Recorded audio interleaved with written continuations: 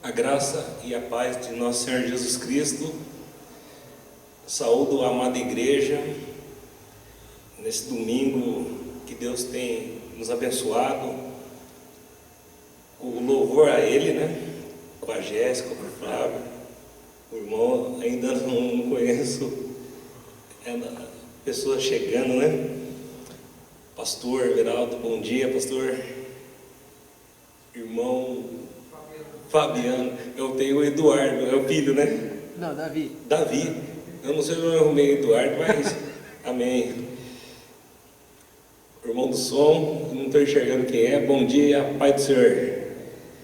Que Deus abençoe a Igreja Batista da Esperança que está conectada conosco agora nessa manhã.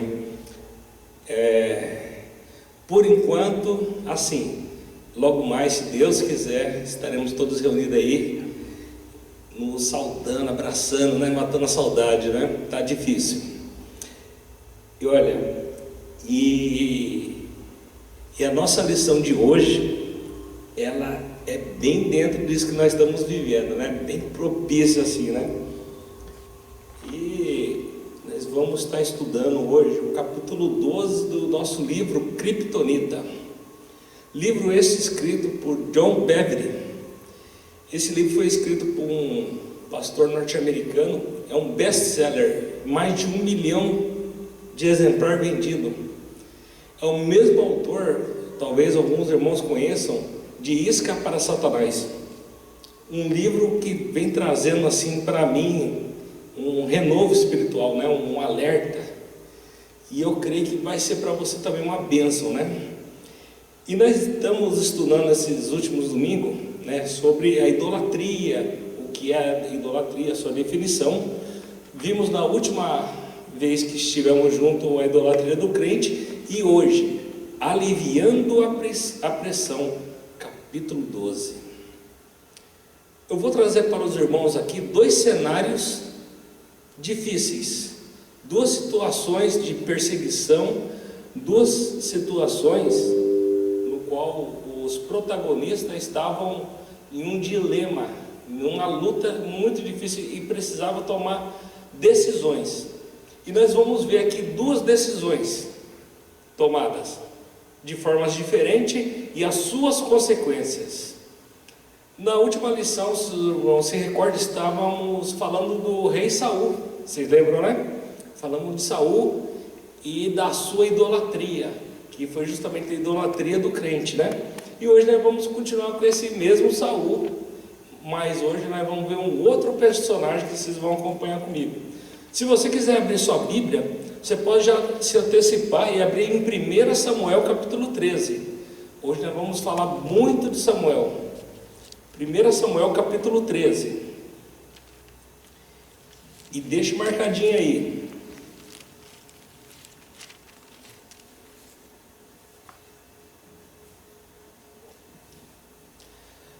No capítulo anterior, apresentei 2 aspectos diferentes da idolatria. Primeiro aspecto, a teimosia. Segundo aspecto, a cobiça. Agora iremos conectá-los, porque anda de mão dadas, porque andam de mão dadas, e revelar como caminham juntos irá nos levar a um passo mais perto de entender o que torna um crente suscetível à kryptonita, à fraqueza espiritual. Então, a teimosia junto com a cobiça é igual a kryptonita, é quase uma fórmula aritmética, né? É um negócio de doido.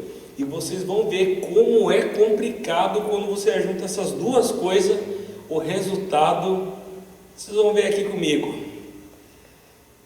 Um cenário difícil. Considere mais uma vez o rei Saul. Ele não estava contente em habitar na vontade de Deus. Olha só, o rei Saul, ele não estava satisfeito, ele não estava contente com o que ele tinha recebido de Deus. Ele queria mais, cobiça. E outra, e ele estava persistindo na sua ideia, teimosia com cobiça. E o que aconteceu?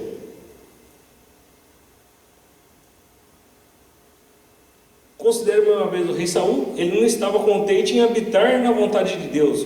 Sua teimosia o tornou suscetível à cobiça. Seu primeiro erro registrado não ocorreu com os amalequitas. Aconteceu no início do seu reinado, quando enfrentava os filisteus. Esse inimigo de Israel havia reunido um exército massivo de 3.000 carroças, que naquela época era como tanques de guerra.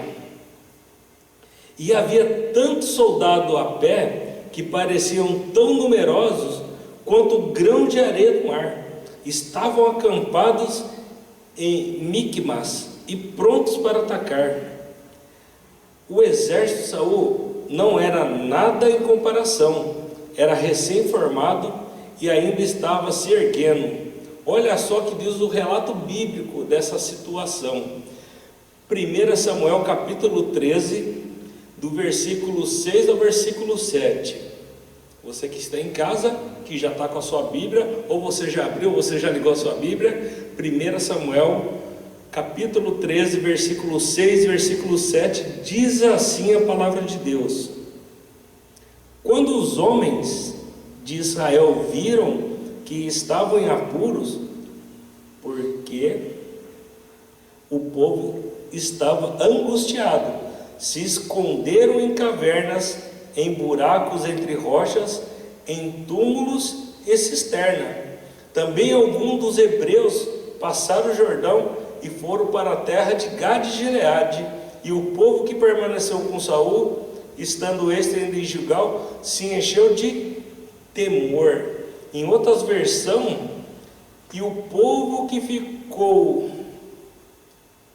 E Saul ficou em Gilgal, e os soldados que estavam com eles tremiam de medo. Olha só que situação. Imagina o cenário. Está lá o rei, era o rei, o comandante e o general do exército. Um exército de número pequeno, sem treinamento, sem carros de guerra, contra um exército que era tanta gente a pé que parecia areia do mar. E aquele monte de cavalo, aquele monte de carroças, aparelhamento, escudo, lance. Ele falou: estamos enrolados, perdemos, vamos morrer tudo, não tem como, é impossível. Era um cenário difícil, mas muito difícil. Você consegue imaginar então a pressão que estava sobre Saul? Você é o líder, o comandante, o rei, e o seu exército pueril está enfrentando um exército muito mais experiente, poderoso e vasto. O pior pesadelo de Saul estava se desdobrando bem diante dele. Seus militares estavam começando a abandonar os postos. No entanto, um possível resgate estava a caminho. O profeta sênior Samuel, que deveria ir naquele dia oferecer sacrifício ao Senhor, isso renovaria a confiança dos homens na liderança de Saul. Ele daria coragem para encarar a batalha. Porém, houve um problema. Tanto o exército como o rei Saul sabiam, estava combinado que o profeta Samuel, que naquela ocasião ele ocupava 3 cargos importantíssimos em Israel.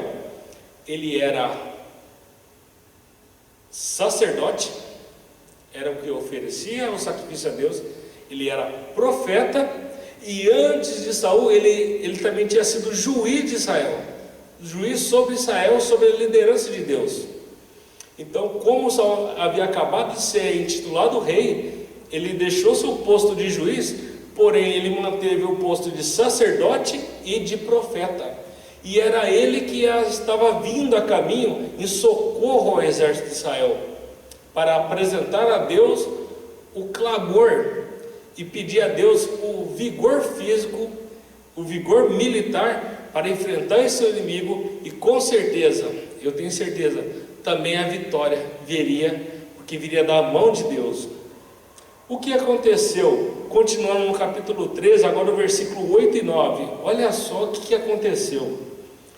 Ele deu 7 dias, o prazo estabelecido por Samuel. Mas este não chegou a Gilgal, e os soldados de Saul começaram a se dissipar. Ele ordenou, o rei Saul: traga-me o holocausto e o sacrifício de comunhão. Saul então ofereceu o holocausto. 1 Samuel 13, 8 e 9.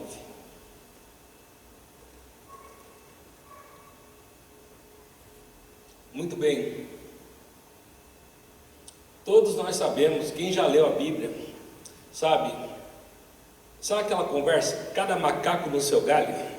Mecânico mexe no motor. A faxineira, né, a dona de casa mexe na casa, mexe, né, nos afazeres domésticos. O pintor mexe com a tinta. E assim por diante. Quando você inverte as coisas, o negócio pode dar errado. Já pensou a dona de casa que nunca viu um motor na vida ir lá e fala: faz lá aquele motor, faz uma retífica aí para mim. Ela vai passar um pano, né? É o que ela sabe fazer. Ela não sabe mecânica. Ou mandar um mecânico se aventurar a ser uma dona de casa, por exemplo, ele vai quebrar toda a louça, que ele é acostumado a trabalhar com coisa pesada, com ferramentas pesadas, né? É só uma ilustração assim, para a gente compreender o que aconteceu com Saul. O Saul era o rei, mas não era o profeta nem o sacerdote. E segundo a lei judaica, somente o sacerdote escolhido por Deus tinha permissão de oferecer o holocausto. Nem o rei tinha essa permissão. Mas Saul colocou na cabeça que ele tinha permissão por causa da situação difícil, aliviando a pressão dele. Ele falou: o quê? Esse profeta não vai chegar não, esse sacerdote não vai chegar não. Sabe o que eu vou fazer?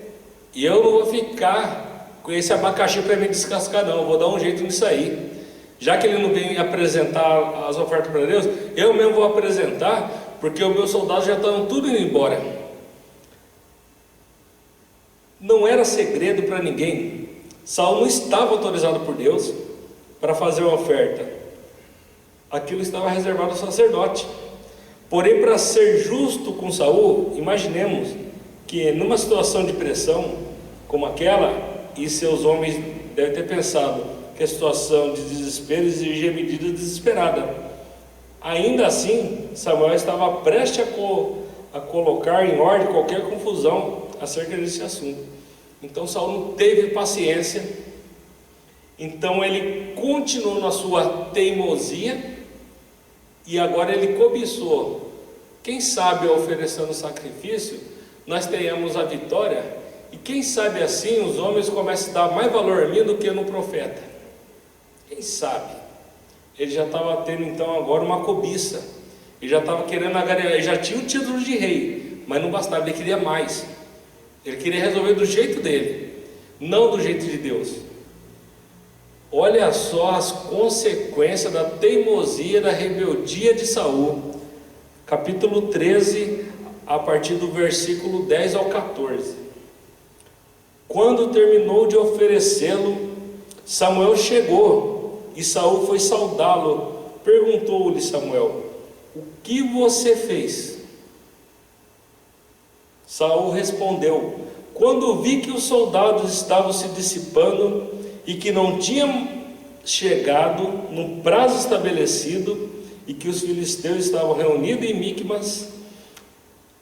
Miquemas, pensei: agora os filisteus me atacarão em Gilgal, e eu não busquei o Senhor, por isso senti-me obrigado a oferecer o holocausto. Disse Samuel: você agiu como tolo, desobedecendo ao mandamento que o Senhor, o seu Deus, lhe deu. Se você tivesse obedecido, ele teria estabelecido para sempre o seu reinado sobre Israel. Mas agora o seu reinado não permanecerá. O Senhor procurou um homem segundo o seu coração e o designou líder do seu povo, pois você não obedeceu ao mandamento do Senhor. 1 Samuel 13, de 10 a 14.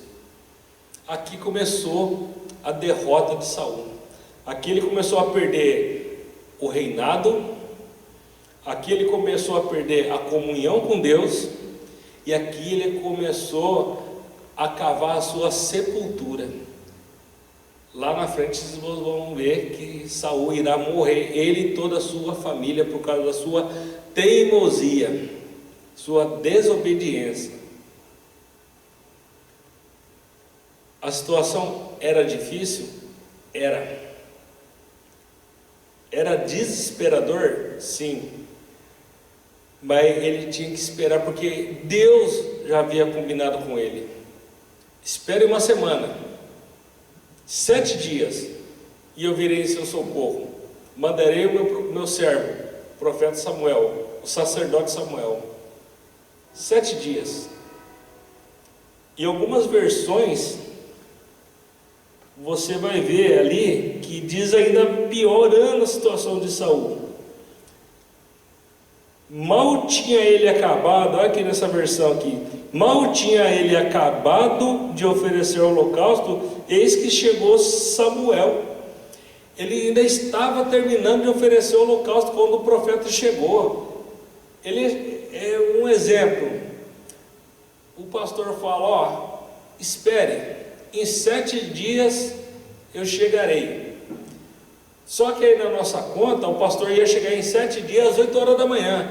Só que aí ele chegou no 7º dia, mas em vez de chegar às 8, chegou às 8h05.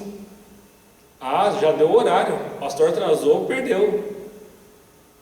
Está acabando de terminar de fazer o errado, o pastor, o que está acontecendo aqui? Eu não falei que eu vinha? Eu não garanti para vocês que eu viria em socorro de vocês? O que vocês fizeram? Por que vocês não esperaram? Ou uma esposa com o marido e os filhos, o pai fala para os filhos, ó, espera, eu vou resolver isso aqui. Ou fala para a esposa, ó, tem que arrumar essa tomada, já estou indo, estou terminando algo, já estou indo. Aí em vez dela esperar, o que ela faz? Pega a faca e vai lá mexer, bum! Aquilo que estava ruim fica pior. Não sei se já aconteceu com vocês, é muito comum isso acontecer. A impaciência, a pressa, aquela coisa é para agora, eu quero do meu jeito, quero agora, ninguém espera mais nada, quer resolver para ontem, eu quero do meu jeito, não do teu jeito, não do jeito certo, e é onde acaba tendo as consequências danosas, e dependendo da atitude, pode levar até a morte. Esse foi o primeiro cenário difícil que eu queria apresentar para vocês. Agora nós vamos ver um outro cenário pior do que esse, mas muito pior, porém com outro tipo de pessoa, um outro rei. Eu quero convidar os irmãos para que agora abra em 1 Samuel, só que lá no capítulo 30 agora. Vamos dar um pulo lá na frente, vamos lá para o capítulo 30 de 1 Samuel. Agora, nós vamos falar numa situação difícil de um outro rei, o rei Davi. O rei Davi. Rei este, chamado homem segundo o coração de Deus. Rei este também que sucedeu a Saul de forma eminente. Foi logo depois de Saul quem assumiu o trono de Israel? Rei Davi.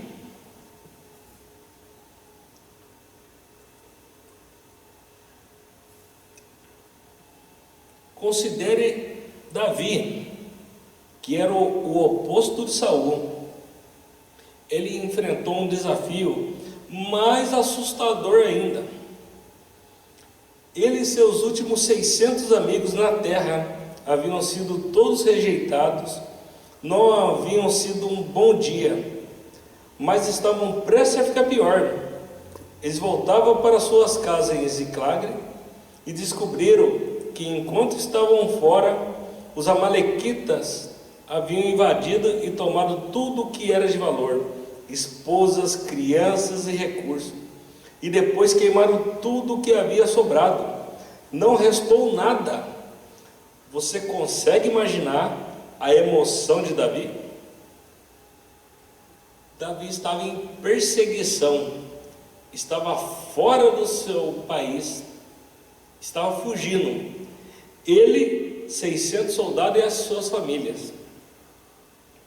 Ele havia ficado escondido no deserto de Israel por mais de 12 anos, escondido mesmo, cada dia num canto, cada dia num canto. Não pôde ver sua família, nem amigos de infância, e as festas religiosas, desfrutar dos eventos nacionais e nem da comunidade durante todo esse tempo. Ele teve que se esconder algumas vezes e escapar dos melhores soldados de operações especiais de Israel, que o estava rastreando e perseguindo. Por causa disso tudo, a situação ficou tão perigosa que ele, seus homens e suas famílias ficaram obrigados numa nação estrangeira por 2 anos. Por mais quanto tempo aquilo continuaria? Aonde estava a recompensa por servir a Deus? Várias vezes Davi teve a chance de resolver a questão com as próprias mãos e matar o líder sobre o qual Deus o havia colocado em Israel. Isso teria aliviado a pressão sobre as suas aflições. Porém, ele foi fiel, perseverou e permaneceu num estado de contentamento por 14 anos. Olha só, Saul, na batalha, não conseguiu aguentar 7 dias. Em 7 dias ele entrou em desespero. Davi esperou em contentamento, feliz, satisfeito, 14 anos. Olha só, eu estava conversando ontem à noite no serviço com os colegas, que o pessoal já está ficando tudo maluco, está todo mundo ficando maluco. Agora é um monte de gente metendo atestado, é um monte de gente afastado, é um monte de gente doente, e os poucos que ficam para trabalhar estão sobrecarregados. Lembremos, nós estamos nessa quarentena, nesse confinamento, nessa perseguição há mais ou menos 4 meses. Imagine você, já pensou a gente viver nessa atual situação nossa, 14 anos? Dá para imaginar? Sem remédio, sem uma vacina, e com a possibilidade de pegar e ficar ruim, ficar mais ou menos, ou morrer. Sabe, uma roleta russa que você não sabe que dia que você vai ser sorteado. A roleta está rolando, ó. Trrr, pum, é você hoje. Pum, é você hoje. Hoje é tudo vocês. Você não sabe, não sabemos que dia vai ser o nosso dia. Há um juízo de Deus. Essa chuva está caindo sobre justo e injusto, sobre todos, sem distinção. Uns com mais sorte, outros com menos. 4 meses, já tem gente já desistindo, jogando boné. Já tem gente, infelizmente, que não vai voltar mais para a igreja. Já desistiu de Deus. Que Deus é esse que me deixa sofrendo 4 meses? Que Deus é esse que me deixa desempregado aí 4 meses? Que Deus é esse que deixou meu marido, minha esposa, meu filho ficar doente? Que Deus é esse?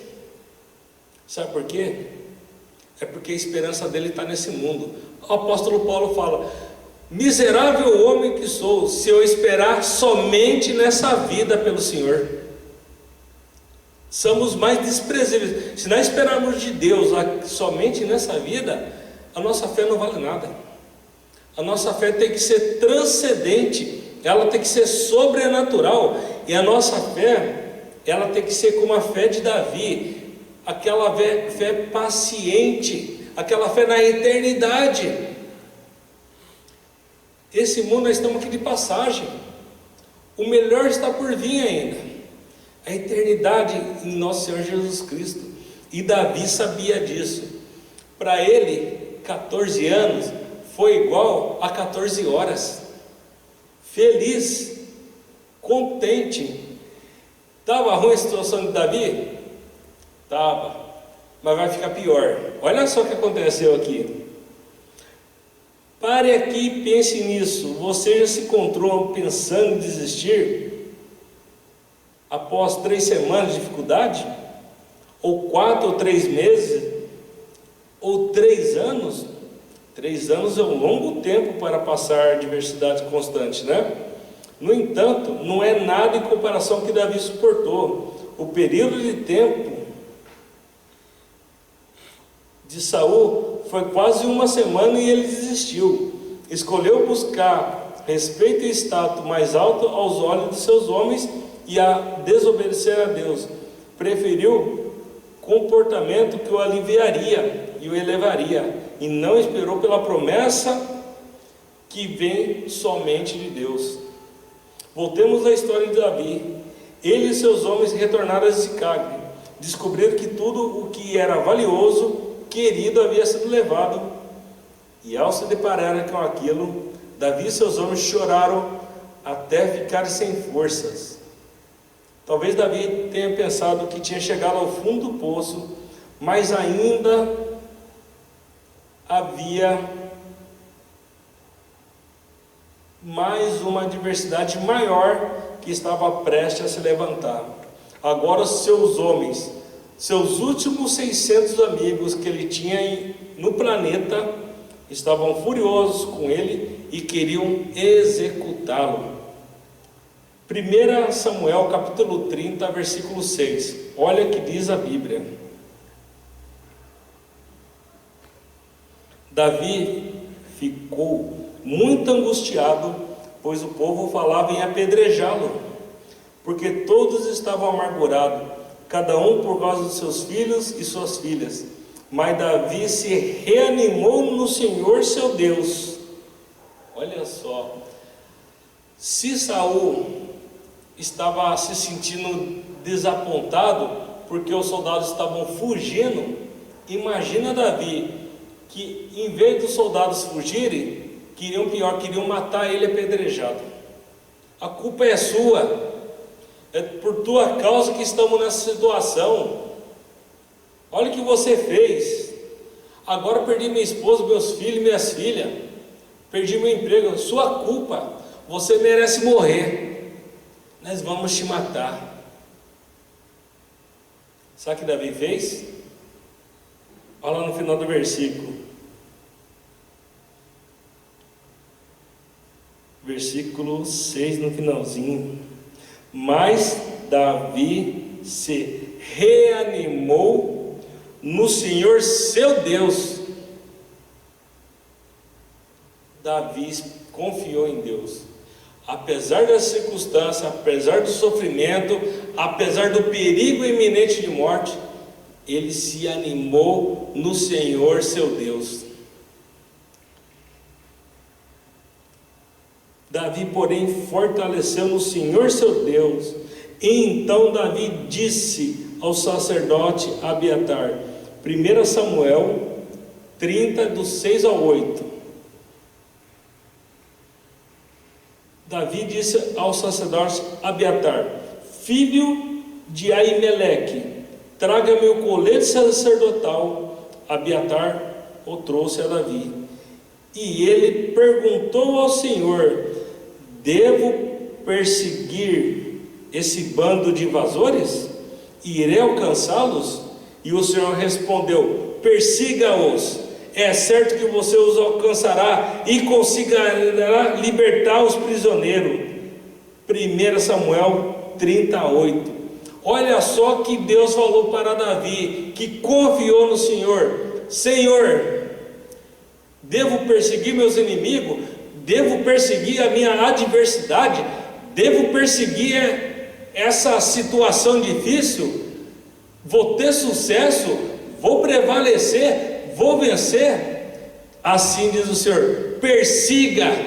irá alcançar e irá vencer em nome de Jesus. Persiga o seu inimigo em Deus, persiga a recuperação, a cura em Deus, não com as suas forças, mas com a força do nosso Senhor Jesus Cristo. Persiga, persista na fé, na doutrina, não esmoreça. Não está mais lendo a Bíblia, não está mais orando, persista, persiga, continue firme. Nem que você morra por isso, porque vai vir a salvação, porque vai vir um refrigério, vai vir um alívio que só Deus pode dar, homem nenhum nesse planeta pode dar. O emprego perdeu, vai vir coisa melhor. A saúde está debilitada, vai melhorar em nome de Jesus. Creia. É o momento de viver o sobrenatural, é o momento de romper em fé. Aquela fé que a gente fala desde quando nós se convertemos. Esse é o momento de experimentar ela, a fé sobrenatural, a fé invisível, a fé que você não vê, mas você sente, a fé que te salva, que te liberta, que te transforma, que te revigora, que te dá ânimo e que te dá convicção, certeza, que mesmo que você não conseguir nada daquilo que você tentou, você já conseguiu o melhor, que é morar com Deus no céu, em nome de Jesus. Davi persistiu e prevaleceu. Saul esmoreceu e morreu. E você?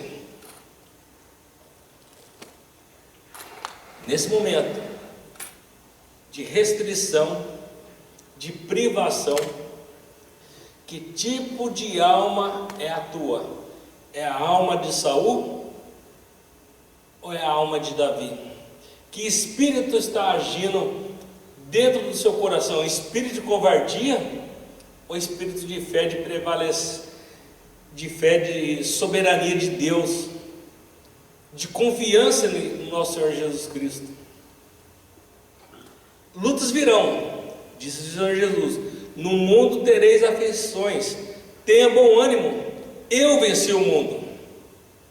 Essa doença é do mundo, e Deus já venceu o mundo, e Ele vai vencer por você e por mim. Creia, irmãos, creia no Senhor Jesus, clame a Ele, busque a Ele, e você vai ter um resultado. Eu duvido que Deus vai te deixar falando. Ele nunca deixou a gente falando. Somos nós que deixamos Ele falando, somos nós que deixamos eles para trás. Vamos fortalecer nossa fé em nosso Senhor Jesus Cristo, e que Deus te abençoe ricamente. Aqui nós vamos encerrar aqui esse momento de meditação, e eu passo a palavra lá para o nosso pastor Everaldo, para ele estar orando, agradecendo por esse momento, e estar orando pelos pedidos de oração. Que Deus te abençoe em nome de Jesus. Você gostou do nosso vídeo? Então se inscreva no nosso canal Igreja Batista da Esperança em Hortolândia e ative o nosso sininho, e dê um like e compartilhe também esse vídeo. Deus abençoe a sua vida.